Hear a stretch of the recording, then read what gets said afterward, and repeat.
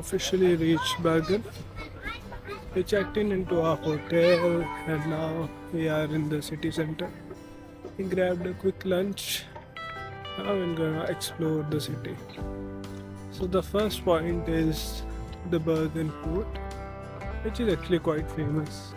Bryggen is one of the main attractions and also an UNESCO site at the harbour that feels like straight out of postcard.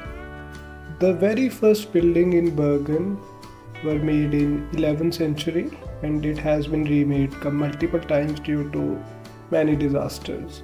So Bryggen has 61 preserved and protected buildings with several museums inside displaying various archaeological work. For those who wanted to stay and dine in this historic part of the city, there are also hotels like Radisson Blu and some really nice places to eat. And now we're gonna head back to another Bergen historic place, that is Bergenhaus Castle. This place is here from 12th century and it has been used in recent times also, like English war in 16th century, and also it was a stronghold of Germans during the Second World War, which also they used some Soviet prisoners to build a bunker over there that you can still find here. Another important part of this fortress is a Hanken Hall, which is part of the museum and cost roughly around 12 euros. So it's a part of medieval history. So this is like a old town hall that feels straight out of a Game of Thrones set.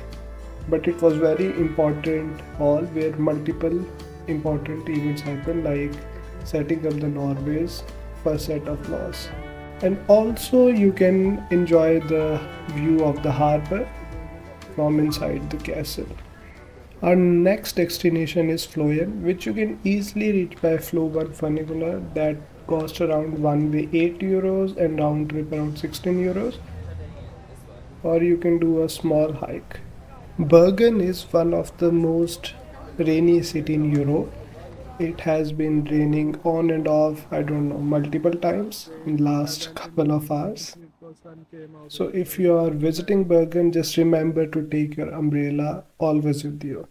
So we have left the city behind and now we just walk in a sort of park. And it's still raining.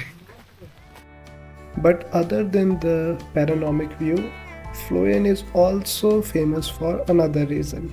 It has been part of local folklore or legend that includes tales of witches and trolls.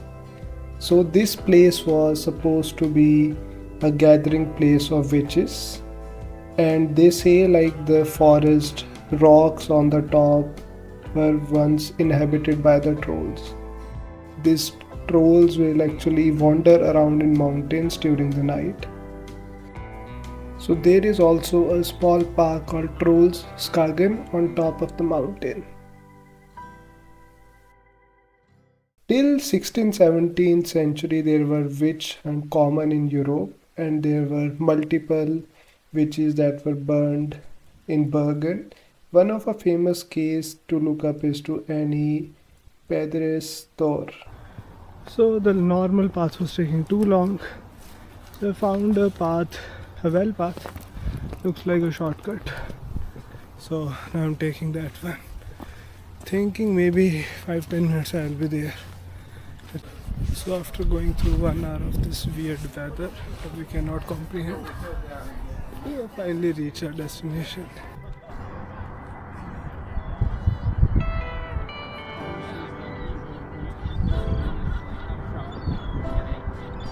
Floyen is the part of Bergen 7 mountains that surrounds it. The height of Bergen is 320 meters from the sea level. The hike to Floyen takes around 1 hour, and from here you can enjoy the view of city, harbour and all the main attractions around the Bergen. In Floyen you can also rent this place, which is like a small cubicle. It's available on Airbnb. But the problem is there is no curtains, but you have this amazing view just after this cliff.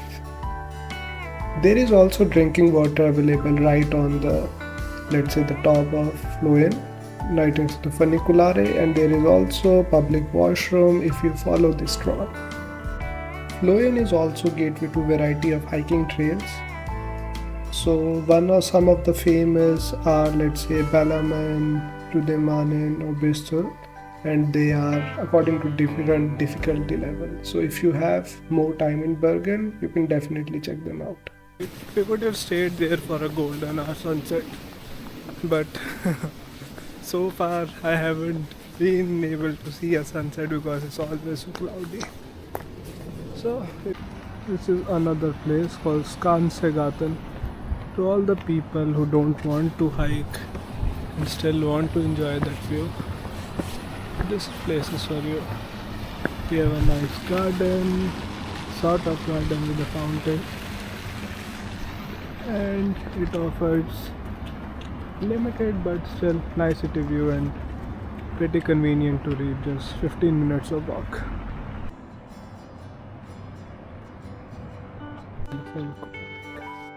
So our final stop for today is this place called Myrdal. It's the main square of Bergen, and it has, let's say, a large area with, let's say, a kind of fountain, and it surrounds itself by shops and mall, and there is also a small garden over here then you can visit. So this is our hostel. It's called Bergen City Hostel, and that is our bed. It costed me around 40 euros per night. So this is in the Kongsgate, like the downtown area of the city, and we have in this place a small and really functional kitchen with a lot of utensils. I also cook my meal over here. A small sitting area, and then you also have some sofas in the common areas. So we're now at the train station from Bergen, and we'll take our train that goes to Myrdal but stops at Voss, and we'll get down at Voss. So this train costed me 246 kroners, and this will take at 12:30 and take 1 hour and 10 minutes to get us to Voss. We'll stay today at Voss, and tomorrow we will go to Fløyen. The train route from Bergen to Myrdal is part of the Bergen line, which is known as one of the most scenic railway on this route. It offers like the nice view of fjords, mountains, waterfall. So to be part of the journey, don't forget to subscribe. And if you have any question, write it in the comments. See you soon.